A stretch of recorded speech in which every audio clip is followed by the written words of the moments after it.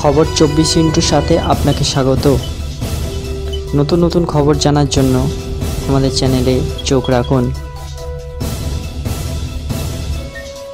নমস্কার দর্শক বন্ধুরা, স্বাগত আমাদের এই চ্যানেলে।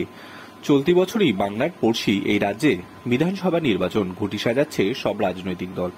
কোন চালে কে কাকে বাজিমাত করবে সেই রণকৌশল তৈরি হচ্ছে।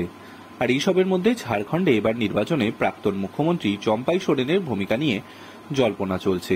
সোমবার রাতে সেই জল্পনার অবসান ঘটালেন অসমের মুখ্যমন্ত্রী হিমন্ত বিশ্ব শর্মা।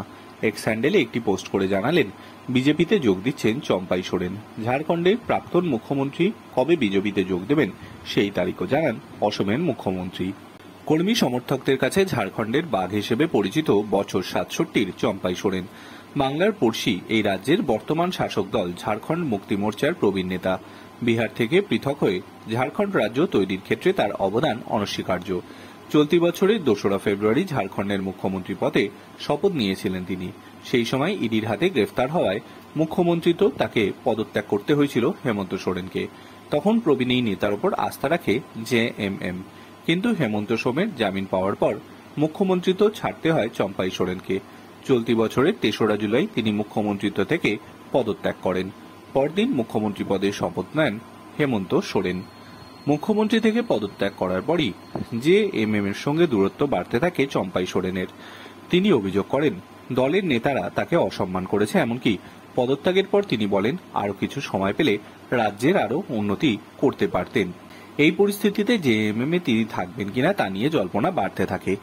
সেই সময় প্রবীণ এই আদিবাসী নেতা বলেছিলেন, আমি যেখানে আছি সেখানেই রয়েছি। এর মধ্যে দিল্লি আসেন তিনি, ব্যক্তিগত কাজে দিল্লি এসেছেন বলে জানালেও জল্পনা থামেনি।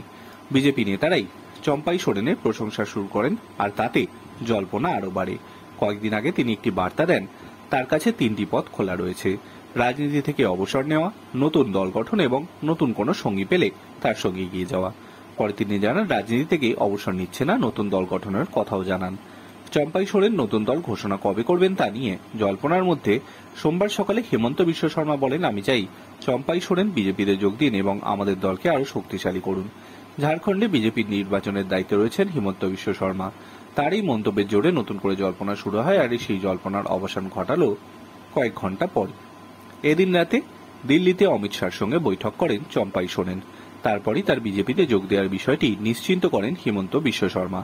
শুক্রবার 3রা আগস্ট রাঁচিতে বিজেপিতে যোগ দেবেন ঝাড়খণ্ডের কয়েক মাসের জন্য মুখ্যমন্ত্রীর দায়িত্ব পালন করা চম্পাই সোরেন। চলতি বছরের শেষ দিকে ঝাড়খণ্ডের বিধানসভা নির্বাচন। এই নির্বাচনে কি তুরুপের তাস হবেন চম্পাই সোরেন? বাংলার পড়শি দেশে খেলা কি তিনি ঘুরিয়ে দিতে পারেন? উত্তরের জন্য অপেক্ষা করতে হবে আরও কয়েক মাস। Bureau report.